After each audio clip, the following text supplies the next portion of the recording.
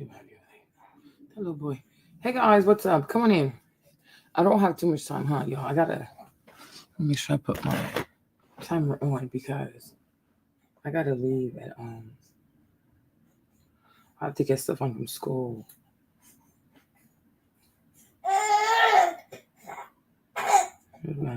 What's up?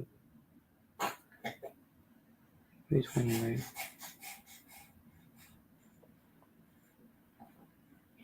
I gotta get stuff on from school at 3:20. I gotta leave here 3:20. Hey, we. Child. Y'all love saying his name. He's gonna start getting loud. He's here. I'm gonna show y'all his outfit. Hey, Janet, what's up? What is up? What is up? What is up? Child, little boy, he's over here. Oh yeah, the co-host. Co-host is doing too much. Hey, man, what's up, bro? Okay, peoples. I have to leave at 3:20, but I'll be back. So this be an hour live, then I'll be back. I will get the phone from school, then I'll be back, okay? Hey, for me. So let's talk about Black people being mad that they're trying to get rid of the Department of Education. I don't even know why they're mad about that. I don't even know why they're mad. Because I'm like, okay, the Department of Education is failing children, all right? It's not creating good, it doesn't create a good product. But I found this brother here this morning, like a few minutes ago. I love this video. I'm like, this is everything I've been trying to say.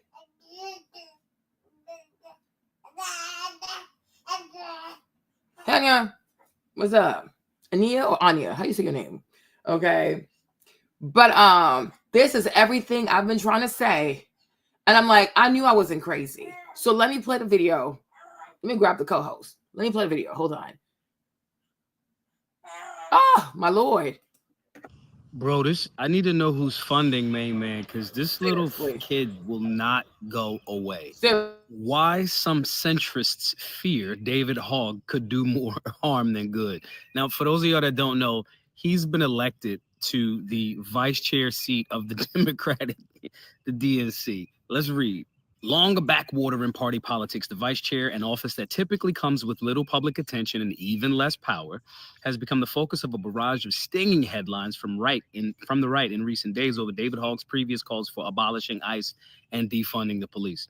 Inside the Democratic Party, Hogg's election and the resulting coverage has been accompanied by frustration among centrists that a 24-year-old March for Our Lives co-founder with 1 million followers could hurt the party's brand, especially in swing districts. They vented that his ascension is a representative of Democrats' failure to grapple with some voters' frustration that the party is overly concerned with diversity and appeals to the far left. This is Politico, who, come to find out, Politico might actually have been getting some money and funding from USAID. So like the next day, they put out an article like this to kind of like start going more centrist to a right of center. Quote, the most worrying thing is if he carries into this new job a belief that saying what he was saying, but louder, is the way to prevail in red states, said Matt Bennett, co-founder of the center-left group Third Way, because it isn't. If he believes that it is, it's going to be a real problem for our candidates in those places. Bennett added, he came up as an activist, but now he's a party leader, and that's a very, very different role. I'm not mad at people being activists. Activist has a negative connotation right now, right? That's what happens with the left. They take a word, they smudge it, and people don't remember the actual origin of the word, like woke, and then they use it based on the false definition or the new narrative, right?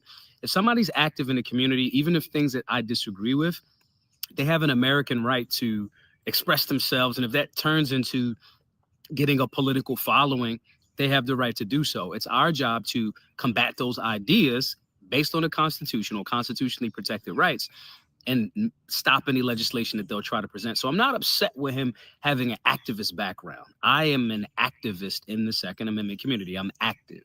But let's continue reading. Another Democratic strategist granted anonymity to speak candidly. They don't even want to look. The DNC, the Democrats will cancel culture me, so I want to be private with my identity. Complained that Hogg can now go on TV, quote, as a vice chair for the DNC, speak on behalf of the Democratic Party in a way that can do more harm than good. Hogg, who first rose to prominence after becoming a survivor of the 2018 school shooting at Parkland High in Florida.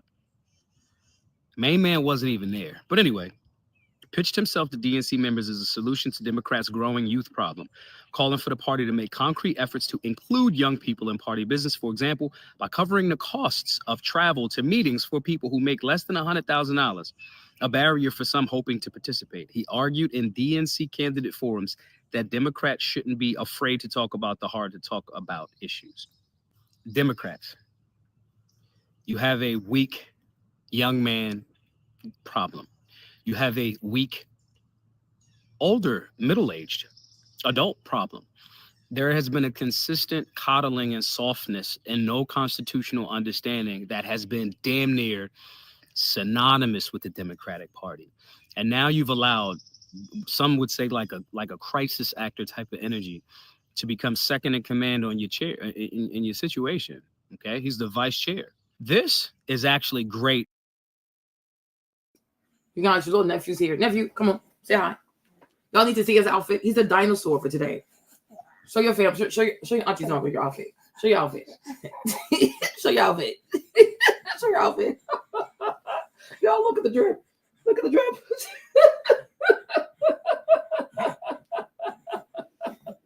Look at his outfit. He's loving it. You love your outfit, Mammy? Huh? You big belly baby. You love your outfit. Show your outfit. Mammy, show your outfit. Show your outfit. Oh, say thank you. Hey, Fat, what's up? Okay, so you guys remember when I showed you? Oh, thank you guys. Do you guys remember when I showed you the whole DNC? What was it? The whole DNC convention thing, right? Remember? And they were saying how you need to have 2 queer women. What was it again? 2 queer women. No, two women, 2 men, 2 whatever. Everybody was laughing at their behinds, right? So David Hogg is the one who was elected co-chair.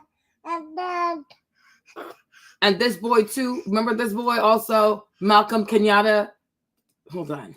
When Donald Trump entered office again last month, a Gallup poll showed him at historically low approval ratings for a president being sworn in, with only 47% of Americans approving of him. Democrats, and they better start coming up with answers fast, because this country is currently under attack from within. Ken Martin wasn't the only leader elected by DNC members this weekend. Pennsylvania State Representative and a good friend of this show, Malcolm Kenyatta, was elected as one of the party's vice chairs. He joins me now. It's great to see you again, Representative. Thank you for making time for us. I know it's been a busy weekend for you. Let's talk about some of the issues first. Give me a sense of how you feel, how the DNC leadership election went. Where do you come down on this issue of money in politics, trying to fight the oligarchy? So, Eamon, first of all, it's exciting to be with you. And I will tell you, Democrats left. Kenyatta, 298. Yes. Okay, remember this, right? David Hogg, 214.5. Yes. Let's finish it. Based on these results, Malcolm Kenyatta and David Hogg are winners of this election. You Democrats! In the words of Beyonce, America has a problem, but Democrats, we're about to fix it. God bless you. Thank you so much. Let's get to work. David Hogg.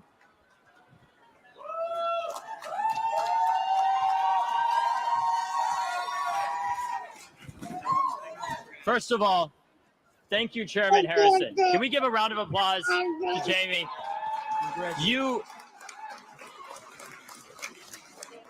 Thank you. Who's ready to take the fight to the Republicans and win this thing? Are you guys ready to fight? It's been a long day, but guess what? We have a long road ahead. Let's go and kick some ass. Yeah. So again, if you guys haven't watched my video yesterday, basically detailing the shenanigans that happened at the DNC, I highly recommend you go and you watch that video, right? Because That video, I think, is a perfect encapsulation of the modern day Democrat Party and the problem that they have, why they're going to really struggle to win elections moving forward into the future. But quick refresher, right? So he is talking about David Hogg, and he is saying, you Democrats, you're going so extreme, you're going so far left that you're even putting into place people who don't even understand the Constitution, because David Hogg does not understand the Constitution. So I think this brother here, I think, like he said, he fights for the Second Amendment. So I guess he's pro guns, right? You understand? But I was listening to him and I'm like, oh my gosh, this is everything I've been trying to say. This is everything I've been saying. I knew I was not crazy. He's like, this is a problem. And I've also said that the Democrats, these liberals, these progressive, have this demented, sick obsession, right, with re-identifying Black American men as homosexuals. Okay? They want homosexual Black men to be the face of Black men in America. And I'm like, that is not going to work. That is not going to work. Because the vast majority of Black men in America do not identify as homosexuals. They do not. And they do not want gay men to speak for them. Okay? But these people are like, no, this is what we're going to do. We're going to force Black gay men to be the face of Black men in America. You're going to shut up and you're going to be okay with it. And it's like, no.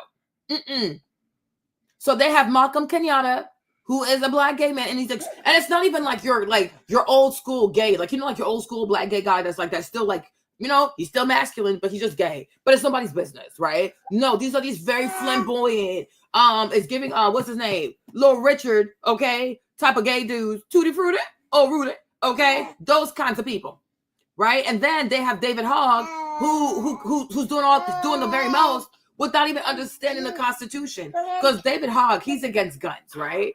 But it seems as though the way he's going about it is completely unconstitutional. Exactly. I don't know why we're doing this. Why are we doing this? So I found his video so refreshing.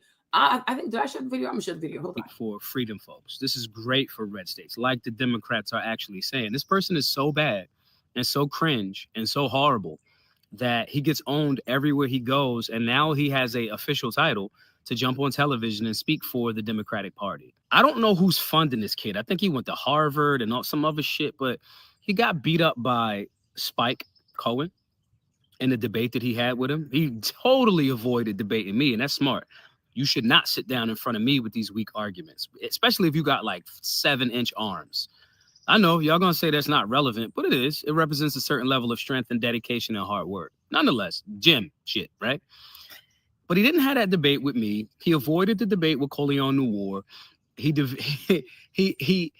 got chopped up at that debate with Spike Cohen by Lily Tang, who jumped up and just like meme-worthy chopped him up, got him to say, I can't definitively say that the violence will stop. And then she said, well, then the conversation about gun control is over, right?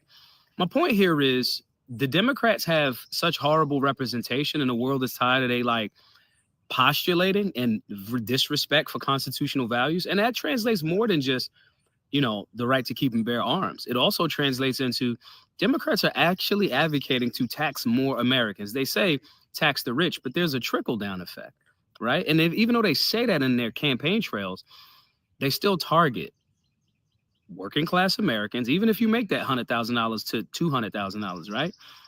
They were advocating for 45.6% capital gains tax. That is not for the billionaires. That's for the average $100,000 a year person. If you sell a house and you make $100,000, your grandma left you a house, you sell it for a profit of $100,000, you damn near got to get a federal government half of that. Okay. Isn't that what I've been saying? Isn't this, I don't even know this brother. I just discovered him today. Isn't that what I've been saying? Did I not tell y'all this? We're going to tax the rich. We're going to tax the rich. It's for the birds. Feed that to the migrants, right? I told you this whole tax the rich stuff is some BS. Because if you think rich people are going to just willy-nilly give up their money, you are so, like, you're so slow. Like, you're so remedial. Rich people, you will have to get that money in blood. And you're not going to do it.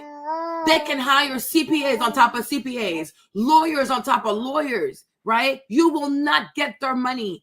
They would rather spend that money getting lawyers, getting CPAs to make sure you don't get their money. If it was so easy to tax rich people, Jeff Bezos would have lost half of his wealth.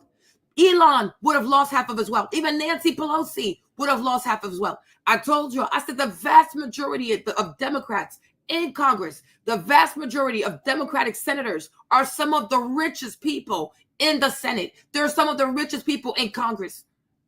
So if they were so serious about taxing the rich, they will tax themselves. Do you see Nancy Pelosi parting with half of her money?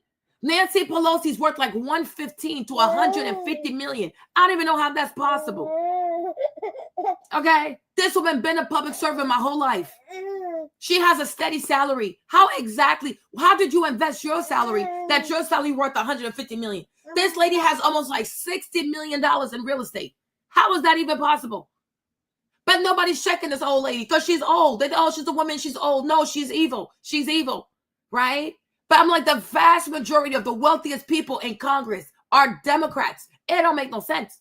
It don't make no sense. And you even saw that when it came to Kamala Harris had way more billionaires endorsing her than Donald Trump. It don't make no sense. I'm like, so it's bizarre. So these rich people are hearing that she wants to tax them more money, right? You like this. These people are hearing that she wants to tax them more money and they're donating. It's BS. They know she's not going to do it. She's just saying it because they know that they're based low IQ, extremely socialist. They want to hear, oh yeah, tax the rich, tax the rich. No, if it was this easy, it would have been done. Hillary Clinton's rich. Barack Obama's rich. Michelle Obama's rich. Michelle Obama's worth 100 million. Do you think Michelle Obama wants to pay $40 million in taxes? It don't make no damn sense. But people are so obsessed with skin color, they fail to realize that when it all comes down to it, it's rich versus poor versus middle class. But black people have finessed the way. These black elites have found a way to finesse black people. Always talk about civil rights, slavery, or Oprah. Oprah loves herself a slavery movie, huh? Every time Oprah gets in trouble with black people, she's going to give you a slavery movie, a slave movie, a slave movie. This is what they do. This is what they do. This is how they play with people. LeBron James gonna post you a whole civil rights ad on his page to traumatize you. Go sit down somewhere with that. You are a billionaire. Okay? Like, listen, when it all comes down to it, it's rich people versus poor people. And rich people ain't got no skin color. It's all about how many zeros you got in your bank account. Beyonce, same thing. Jay-Z, same thing. Once you become rich, you're all about your money. You protect your money, not your skin color. It's a whole damn lie. But I told you this. I said even $400,000. It is not a lot of money. I said that to y'all. I said $400,000. It's not a lot of money. But because a lot of people have a poverty mindset, a scarcity mindset, right? And usually poor people are usually jealous people, envious people. But when you think about it, if a person makes $400,000, especially doctors, a lot of doctors make $400,000. But think about their student loans. Think about their student loans. These people have like $200,000, $300,000, maybe $400,000 in student loans. So how much you think they pay a month just in student loan? Not their housing, their healthcare, their food, their clothes, their bills. How much they left with? Then think about their kids. People are so damn jealous. That's why you stay away from poor people, man. I ain't trying to be funny, but it's the truth though. Because they just don't get it. Oh, well, since I don't have it, you shouldn't have it. That's not how it goes. Get your money up. But I said, if a lot of people were ambitious, they would realize that even $400,000, it's not a lot of money.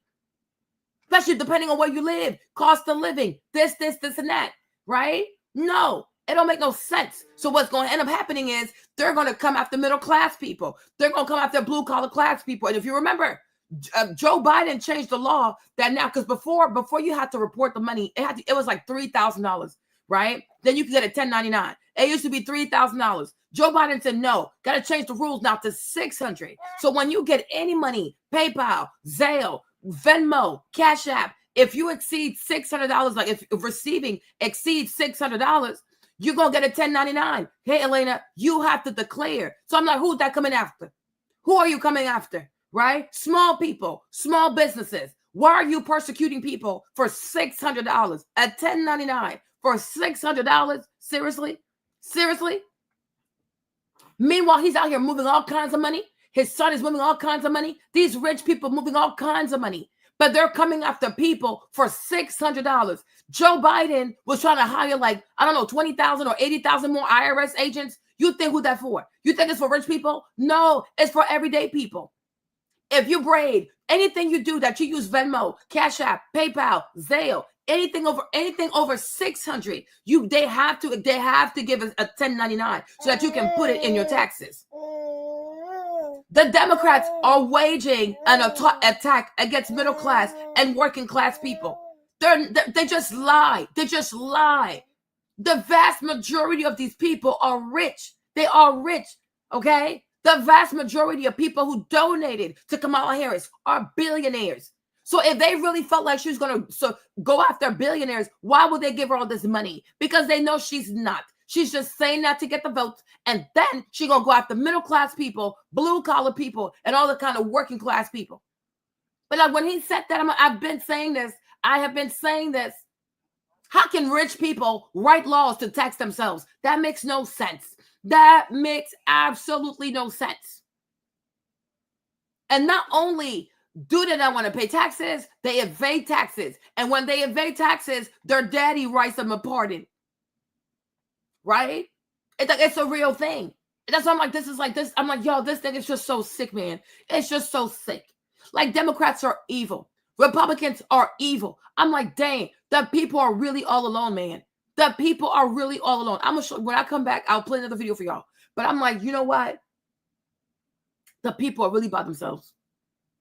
The people are really by themselves. And now I have seen things that I cannot unsee. I have seen things, I really can't unsee them. I'm like, oh crap. People are really by themselves. And the people gonna have to wake up. People gonna have to wake up. Because where we're headed, like, I'm like, this ramp we're taking right here, I have seen things, I can no longer unsee them. Okay? Point is, even Democrats are like, this ain't the way. Yeah. This is the reason why there was such a groundswell of support as it relates to Trump. Yeah. Okay. This doesn't mean that Trump is perfect, or this doesn't mean that Trump is this extreme right-wing white supremacist that media tries to package him as. It just means that the general public is tired of swinging completely this way left or swinging this way completely right. More people are going centrist, and some of those people that spoke out in that article are in alignment with that. Your representation, your second in command for your political party is a weak 24-year-old. Jesus Christ. That is advocating for things that are like in alignment with UBI, universal basic income, a restriction on firearms rights. And he's advocating for these things off of the backs of the deaths of his classmates in a mass shooting that he was not a part of. He was not there. Okay. Democrats, you're American. I'm never going to be disrespectful to you just unnecessarily. Your leadership is telling you. A lot of y'all leaders look like they're chasing clout, like want to be like celebrities more so than public servants. And he fits this build. And I'm talking about Jasmine Crockett. I'm talking about the squad, AOC and them other three. They're about to bring them back out because they have no other options, right? We can have disagreement on certain things, but you're still Americans. I'm an American just like you. I'm going to tell you that if you continue to allow weak people like this to be in positions of leadership in your party, it's cool having a voice and just being an activist. But if you vote for this guy and you put him in there during a time when a vote happened where most of Democrats across America weren't even notified about this vote, right? If you keep doing that, and if you really, really hate the right, you're making the right's job easier. Young people don't like this dude. So the thing that he sold y'all on about, yo, I'm going to get in here and help you with this youth problem. Nope. Most of the youth are following some people that they should not follow, but they still more in alignment with like the Andrew Tate energy. And I'm not saying that that's correct fully. I'm just saying like they're going towards strength and masculinity. They are tired of the war on masculinity. I'll tell you this. I said the vast majority of black men in America. I said black Americans. The vast majority of black men in America. That's all black men, irrespective of like lineage, ethnicity, right? The vast majority of black men in America do not identify with homosexuality. They are not homosexuals. They are not gay. They do not want gay men to speak for them. They don't want to identify with that. They don't have a problem people being gay, but please don't speak for me. And that's the same thing that JD said about the cat lady, right? We don't mind you being single, not having kids, and wanting your cats. Love your cats. But please, don't speak for married people with children. That's all we're saying. right? But it's like these Democrats are hell-bent on making Black gays the face of Black men in America. The vast majority of Black men are not gay. They don't want people to put this stuff on them. They don't want to identify with it. They don't. Hey, Elliot, what's up? They don't want to identify with it. They don't want to be forced. They don't like it. They do not like it. Leave people the hell alone. Like crap. I don't want to curse. Leave people alone. Leave people the hell alone. People don't want to identify with the stuff. Like what? Like why? Why? And all of that is to trigger people. Then they can say, oh, you see, you're homophobe. No, people are not phobes. People are sick and tired of you playing in their face, playing with their image, playing with their brain. It's people's brain. They don't want to be known for this. They don't want to be identified as this. Why is there such an attack on Black male masculinity? This is so bizarre. Leave people the hell alone. Leave them alone. They don't want this. And on top of that, you're going to go pick a dude that looks like Lil Richie? Like, what is this? Okay? People don't want it. The vast majority of Black men do not want to identify with Lil Richard. They don't want this. Okay? This is weird. This is really weird. Like, it's so freaking annoying. And you see, and this is why, like, with this whole Palestine thing, oh, Marlene, you see, don't you feel bad you voted for Trump? No, I don't. Because what choice do we have? These people are just so far gone. They're so bizarre. They're just so bizarre. They're so perverted. That's really what it comes down to. It's like you're so dang perverted. And my thing is, even within the Democratic Party, why is it that there's no one brave enough to speak up and say, okay, enough is enough. Like, seriously, it's enough. It's enough. It truly is enough. The pronouns, the trans, it's enough. It is enough. Why can a single person within the Democratic Party say, it's enough already? It is enough. It's enough. Why do you take 1% of the population and you overrepresent the 1%? Why? Why are they overrepresented? Oh, he's right here, little dinosaur. Okay? That's not fair to people. It's not fair. You okay? They don't even think about women's rights. Oh, you can't say you're a woman. You can't say you're pregnant. You can't say you breastfeed. You guys, come on. Come on. It's like you're sitting here and you're watching yourself be erased as a human being. So like, what choice do people have? You think saying, oh, Trump is a racist is enough for people to be afraid? No, because whatever you're serving is also quite frightening. It is frightening. It's like in the minds of people who are somewhat lucid, you say to yourself, right, even if Trump is racist, I can deal with the racist. Because we've dealt with racist people before. Ain't nothing new. Ain't nothing new. But what you people are doing, it's so out there. It is so out there. You see, a racist man, he can say, oh, Marlene, you're Black. I don't like you. And I'll say, yes, you're white. I don't like you too. But he's not going to say, oh, you're not a woman. No, he's not going to say, oh, you can't say you're pregnant. No, he's white, so he thinks he's better than you. That's what a racist is. But he's not against women and men. He's not against families. He's not against pregnant people. He's not against none of that. He just says, oh, I'm white, therefore I'm better. I'm white, therefore I deserve more. That's the mindset of a racist, right?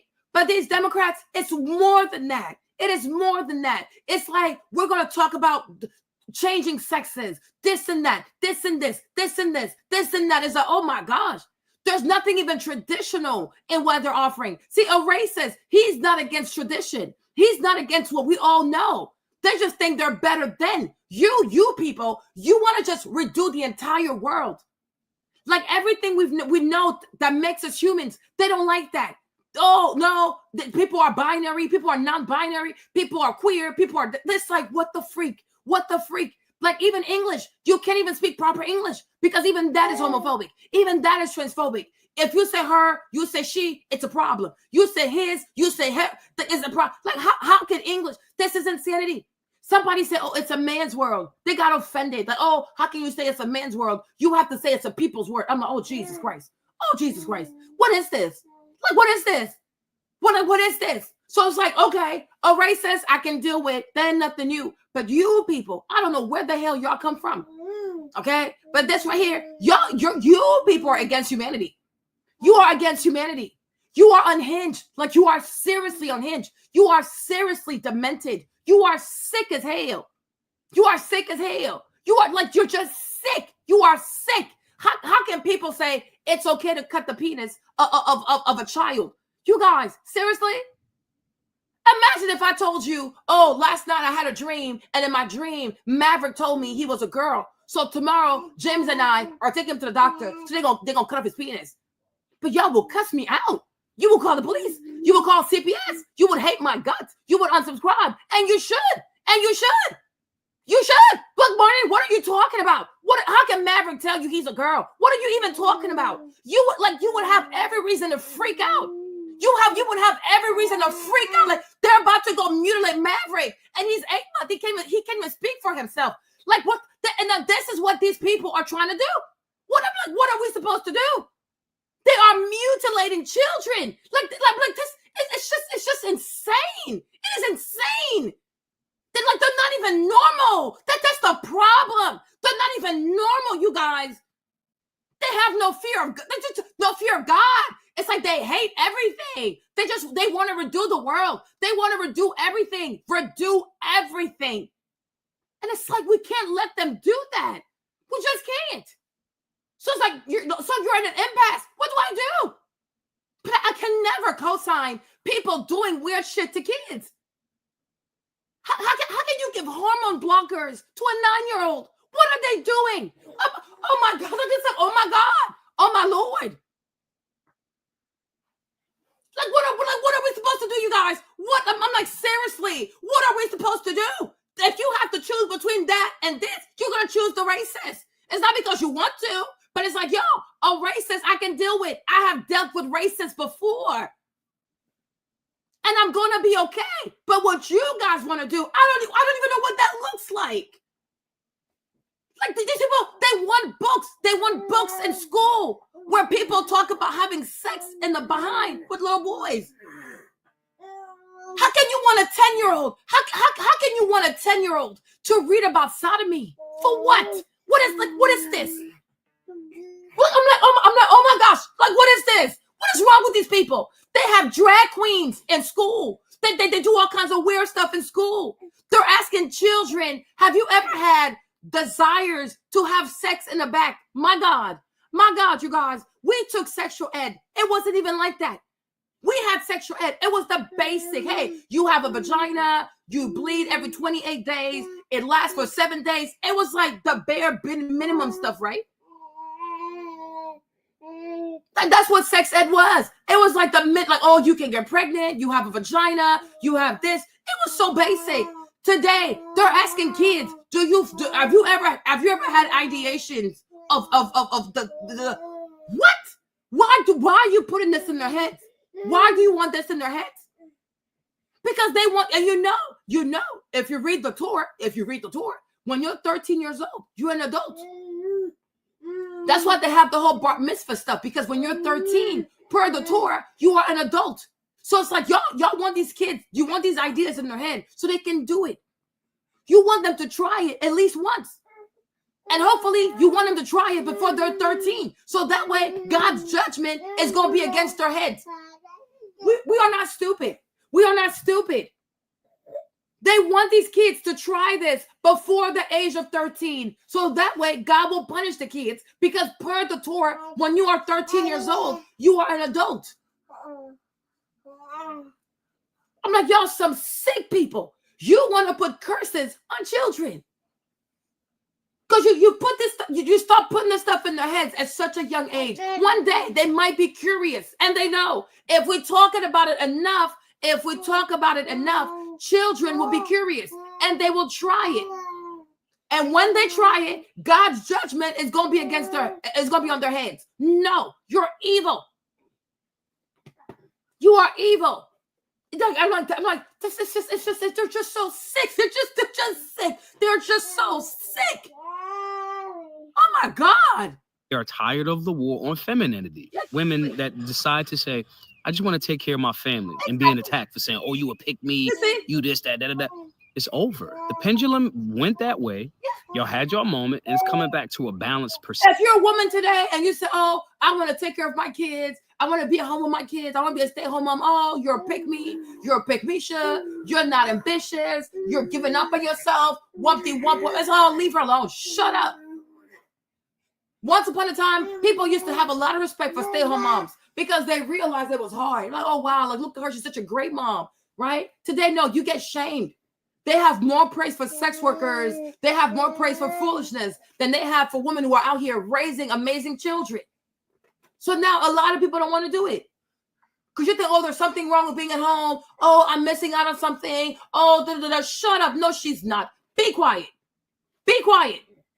They're shaming women. You can't say you're a pregnant woman. You can't say you're breastfeeding. You don't even have the right to say you love your husband. They will come and attack you. They will attack you for saying you love your husband. They're going to come beat your ass, girl. They're going to beat your ass. Because you're only supposed to speak negativity. You have to hate men. You got to say, oh, they're evil. They're this. Like, what the heck? It's not every woman's experience. It's not every woman's experience. But you can't even talk about it. You don't even have the right to say, oh, you know what? I love being married. Oh, they're going to beat your ass. You don't even have the right to say, oh, I love my kids. I love taking care of my kids. I love taking care of my family. Ooh, girl, you sound like you're oppressed. Like, these people are just insane. They are just insane. Yo, they are crazy, y'all.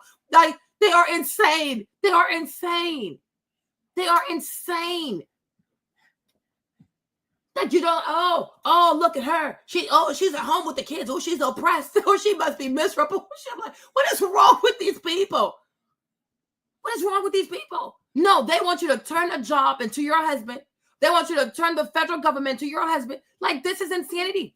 Women have the right to lean towards their maternal calling. Women have the right to say, you know what? I want to be at home with my kids. Women have the right to say, oh, I love my husband. What if he's a good husband? Some people are actually good people. Not every man is bad. But any woman who dares to say, oh, I have a nice husband. Oh, my husband is nice to me. I actually enjoy my husband. Maybe, talk about you serve your husband. Ooh, say you gave your husband a plate. They'll come for your ass, okay? Oh, look at her. She's a slave. You have people out here saying that marriage is prostitution. I said, what the freak? Okay? These people are crazy. They are crazy. They're really, really crazy, Kevin. So today, a lot of women are afraid. They are afraid to say, I'm happily married. They are afraid to say, oh, you know what? I don't mind getting my husband a bottle of water. I don't mind getting my husband a plate of food. What? You get him a plate? Oh my gosh, you're a pick-me. You're a slave. He's oppressing you. You've lost your sense of purpose. Like, what the freak is this? What the freak is like? What the freak is this? Who are these wild people? They are so deranged. Everything traditional, they attack it. Anything traditional, they attack it. Attack. No, it is enough. There are a lot of women out here who enjoy their kids. There are a lot of women out here who have amazing children, and they enjoy their children. Yeah, I think that's why Tia filed for divorce. And you see, Tamira, she ran for her life. Tamira ran for her life. She's out there. She's happy. Yeah. Isn't that sad? Isn't that sad? Because you should, the only time you can talk is if you have a negative expression. Oh, you got a negative expression or a negative experience. They only want to hear negativity. They only want to hear negativity. You don't even have the right to say. You don't have the right to say, I have a great husband. Wow. So if your husband is nice, you have to hide it.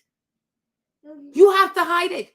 You don't have the right to say, oh no, I'm sorry you've been through that, but my husband's a good person. My Lord. Because how dare you give a man a compliment, especially if he's black, especially if he's black. How dare you give a black man a compliment? I mean, come on. Seriously? Seriously? No. We can't live like this. We can't live like this. We can't live like this. Okay? We cannot live like this. We cannot live like this. We cannot live like this. And that's why I told y'all, this DEI stuff, if we don't stop this DEI, even black children who come from two-parent households will be punished. I told y'all this. And one day it's going to click. It's going to click in your head. I said this DEI stuff, you guys. This DEI stuff. If we don't stop it, it's even going to punish black children from two-parent households. Because they will hate your guts. They already do hate their guts, huh? Black kids who didn't grow up poor, people hate them. Black kids who grew up with two parents, people hate them. Black kids who don't even know what all this crazy stuff is, they're hated. Because how dare you didn't suffer? How dare you didn't have dysfunction in your life? How dare you had a nice mom? How dare you had a good daddy? How dare you had grandparents? How dare you went on family vacations? What? My Lord. These people, they're hateful. They are hateful. You guys, they have hatred. It's not, you know how sometimes you can say, hey, you know what? I wish I had my mom, but I'm glad you did. At least one of us got to experience that. You know what I'm saying? Oh, I'm glad you had your dad, right? I wish I had to experience. You know what I mean? Like, we understand that. So you have to write this and say, well, I wish that would have been my life. But you don't have to be mean to the person. What they have to do with it? Right? And I'm telling you, they were going to start having tests where if you're black and you have a 2-parent household, boop, they're going to treat you like a white person. That goes another way. Okay? If you're black and you have 2 parents and you have good grades, 3.5 or above, yeah, you know, you're privileged. I saw it coming. I was like, this thing right here, this DI stuff is for white trans women. It's for trans white women, and it's for these rogue, extreme black people. Because even good black children who come from a 2-parent household, who have a 3.5 GPA or above, they will be mistreated. Because, oh, well, you're privileged. You're privileged. Because do you know that most black people don't have 2 parents in a household? So you're privileged. And because of that, you don't qualify. Can you imagine? What does that child have to do with their parents staying together or not staying together? If you have a 2-parent household because your parents chose to stay together, what do you have to do with that? Should you be punished for that? And also, if you have a parent, if you were raised by 1 parent, even you as a child, that's not your fault.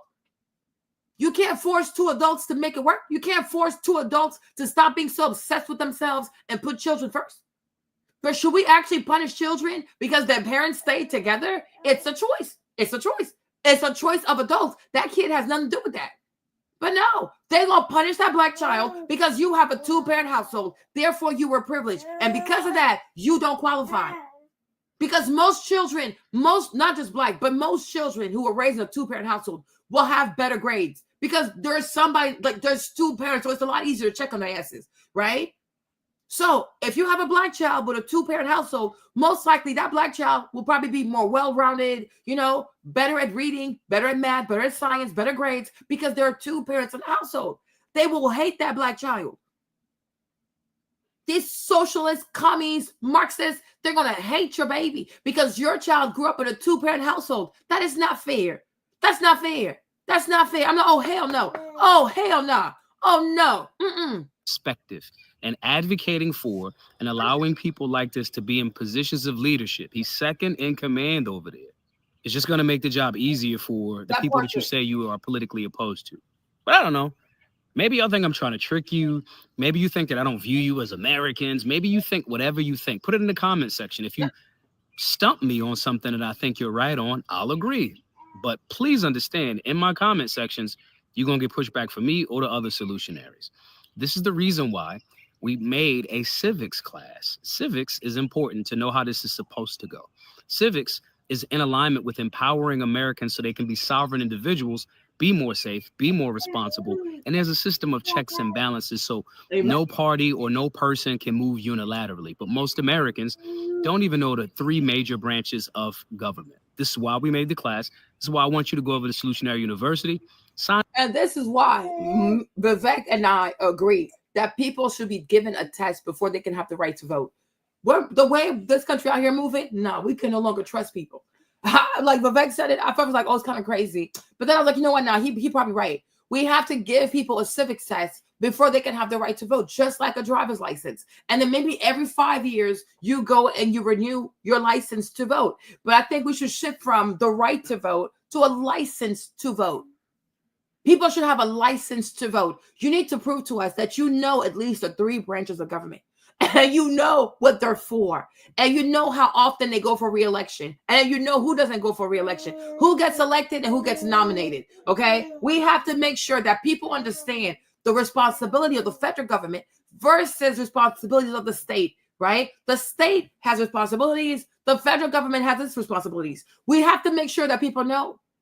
So when it comes to police, who's responsible for police? When it comes for this type of budget, who's responsible for that? When it comes to this and that, who's responsible for that? We have to make sure that people understand the powers of the states versus the powers of the federal government, because a lot of people don't, and they have the right to vote. So how are you voting when you're so ignorant?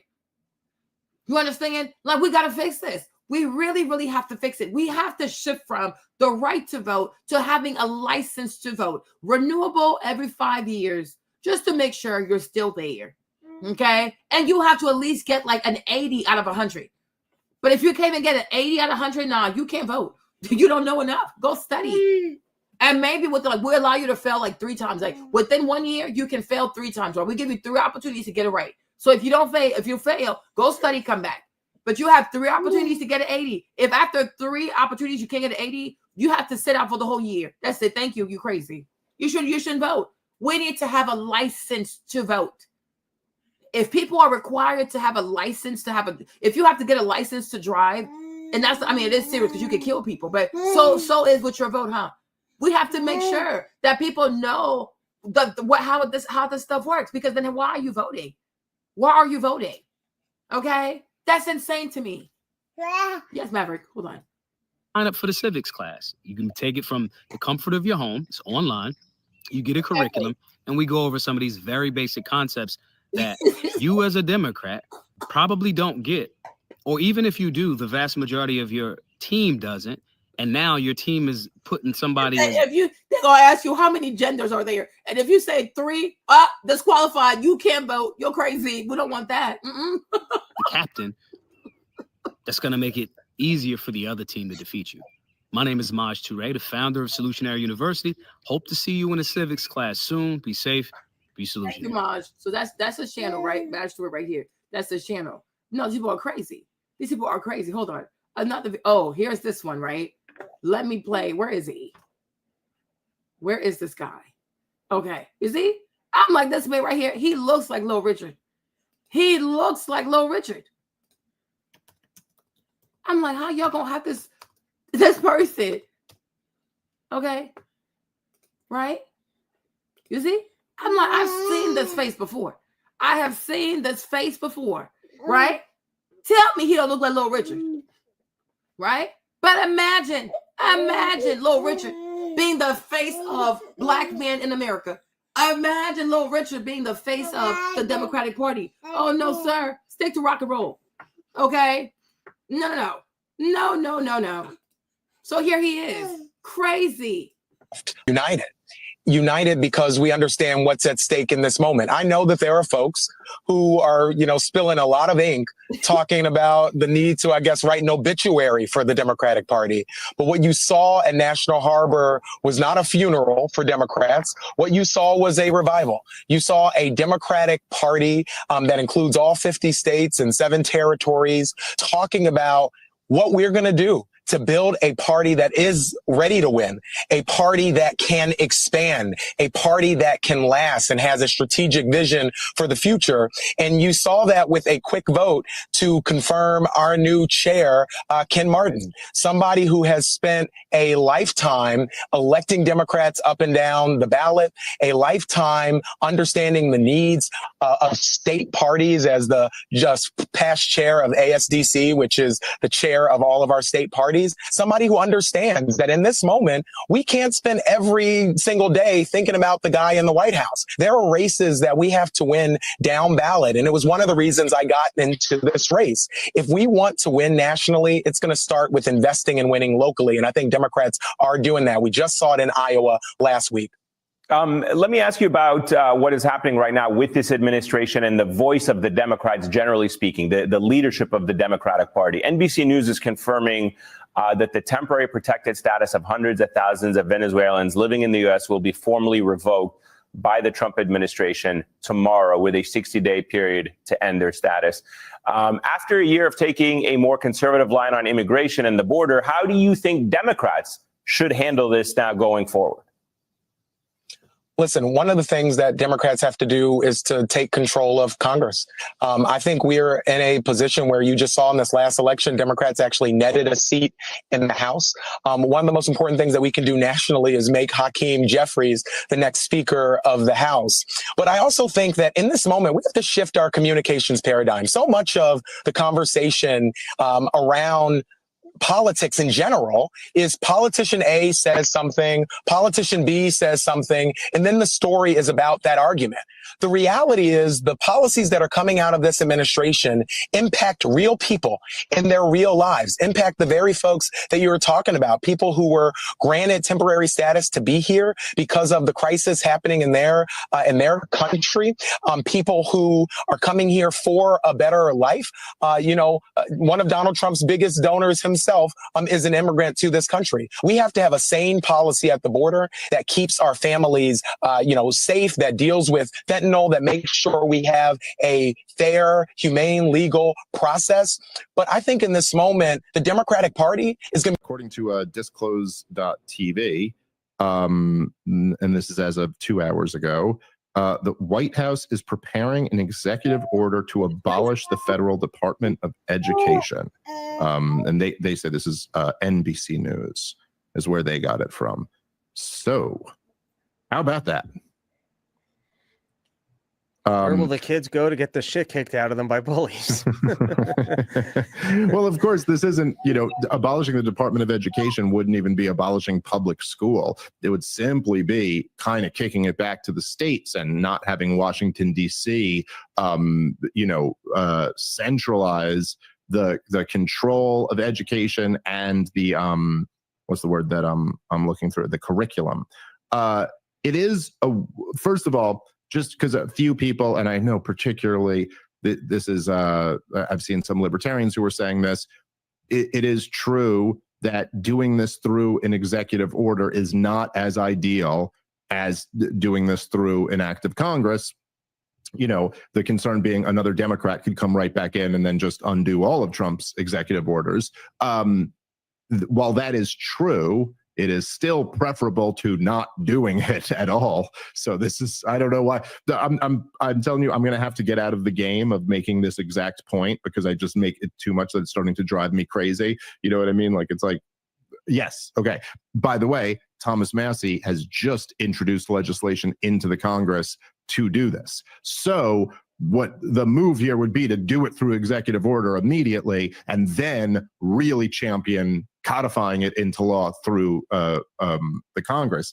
But this would just be such a remarkable win for the country. I mean, just a win for education, a win for the taxpayer. There's just nothing but wasted money and totally at the expense of children's education to have this ridiculous socialist model of centralized control over the indoctrination of children.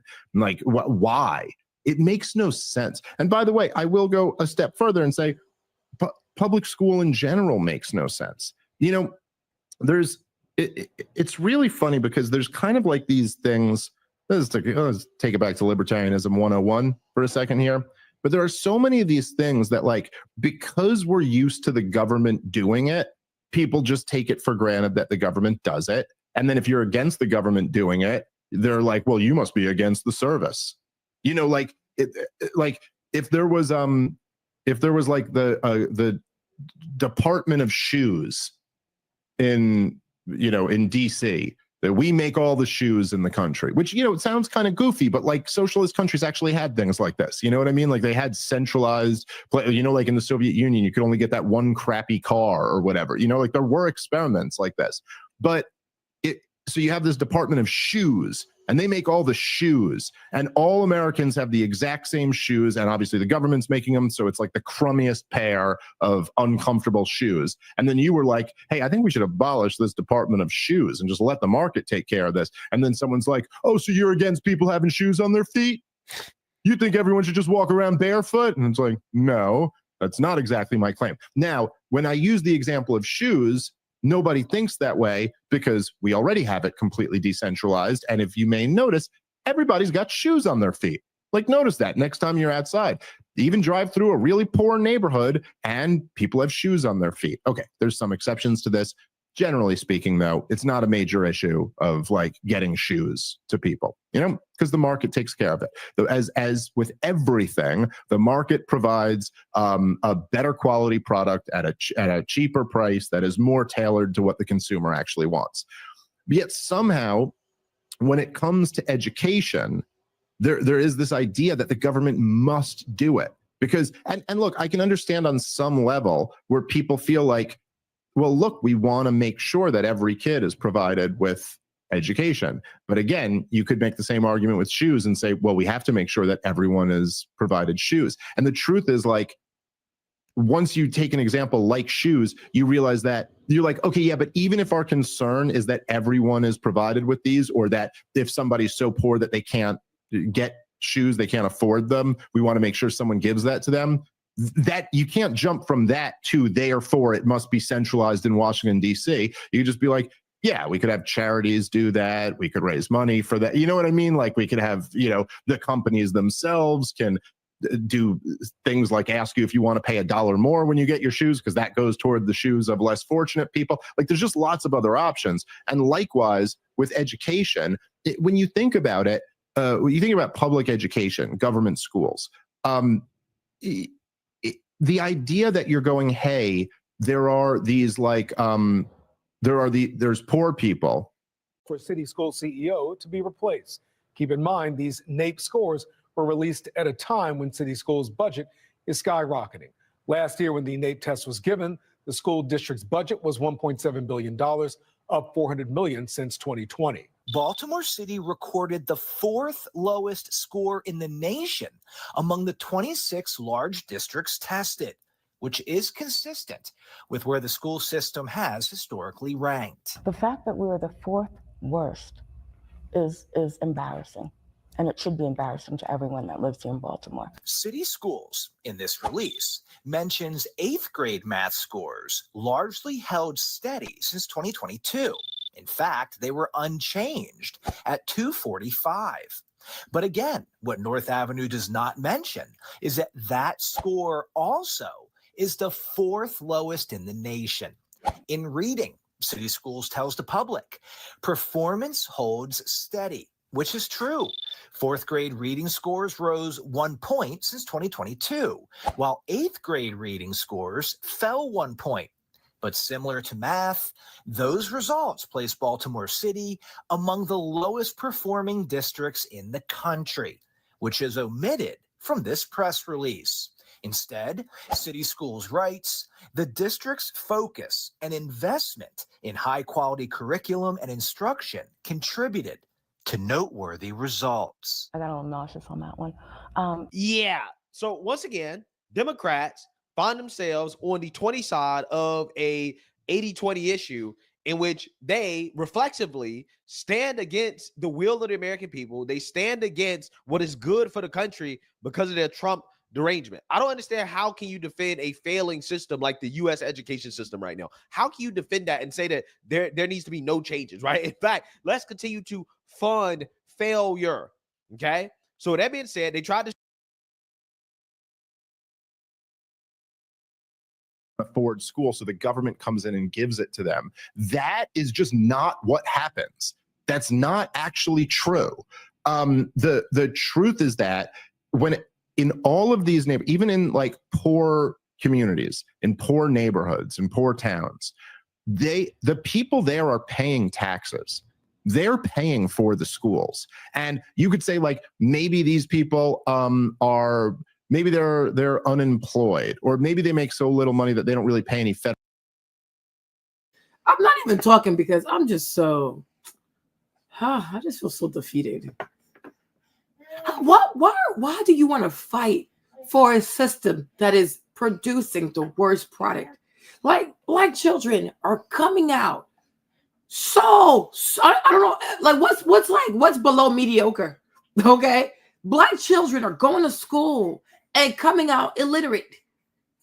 They are actually illiterate. Like there's a scandal right now all over Baltimore. 12th graders who have a 4th grade reading level. How is that serious? How is that serious? How is that even humane? You're 18 years old. You can't read. How is that okay? And this is why for me, honestly, people start screaming, oh, Trump is a racist. Marlene, how can you vote for Trump? I'm all, shut up, okay? We have issues like this in Baltimore. Nobody speaks up against that. If you care about Black people, who talks about this? Who gets upset about it? They're going to be more upset about police brutality. That's not even quite common, huh?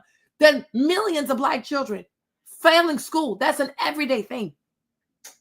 And that to me is terrorism. It's educational terrorism, right? Why is it that one particular ethnic group is constantly failing. And I'm like, not even one subject, huh? Across the board. I'm talking English, math, science. Them kids can't do it. They cannot do it. Right? And then to put a Band-Aid on the fact that they failed these children, they come up with DEI. Shut up. Shut up. You think we're stupid? This whole DEI stuff is a Band-Aid. Because if you have the right kind of school with the right model and the right teachers, right, there's no reason for you to have a different test. There's no reason for you to lower the test. There's no reason for you to ask these goofy questions, right? How can it be, oh, do you have low science scores in high school? How is that even a test? How is that even a test question? Like, are you serious? Right? But they know. People have sent their kids there. They failed the children. So now they need some government law, some federal program, right? To make it seem as though, yeah, they're just as good. It's just like, we just got to change the question a bit. Why do we have to change the questions? Because the kids are not ready. The kids are not ready. And I'm like, that's why I say, like, me, the day I have some money, I'm going to start a non-for-profit called Black Children Deserve Better, right? Because Black children are not properly being trained. They are not properly being taught at school. They are not. They are not. They are not. And they know this. And they know they have produced bad products. And these kids cannot compete. So because they can't compete, now you need some federal program to kind of, help you to lie. But, oh, no, they're not the problem. It's racism. It's racism. They don't want the kids because they're right. No, shut up. Shut up. If you had trained these kids right, there's no reason to change the test. We have to change the test because the kids can't measure up to the test. You understand me? I have to go, you guys. I'll be right back. I'll go get stuff on and I'll be back. Right? But it's like that. Like, think about this. If Black children were getting taught correctly and they could pass these exams with flying colors, they wouldn't change anything. If anything, they make it harder. But they know what they've done. And I'm like, that's this right here. It is an act of terrorism. And this whole notion that how we educate children, how we teach children needs to be decided upon by some random people in DC. And then from DC, it's going to go through all the states. All the states are not the same. Right? Why should DC be responsible for coming up with the entire educational curriculum? And then every student, no matter your state, no matter your city, you have to follow what DC is saying. Obviously, it's not working. Because does DC know what the children need in Louisiana? Does DC Maverick? Does DC know what people need in Alabama? They don't know. They're in DC. It's not fair. But I'll be back, you guys. I'll miss you. I'll be right back. I'm gonna get some fun from school. He's doing after school. I gotta get him. But I'll be back, okay? Love y'all. Don't go too far. I'll be back. So be ready to come back outside. Yes, Maverick. Let's look at your brother. Love y'all. Be right back. I'll be right back.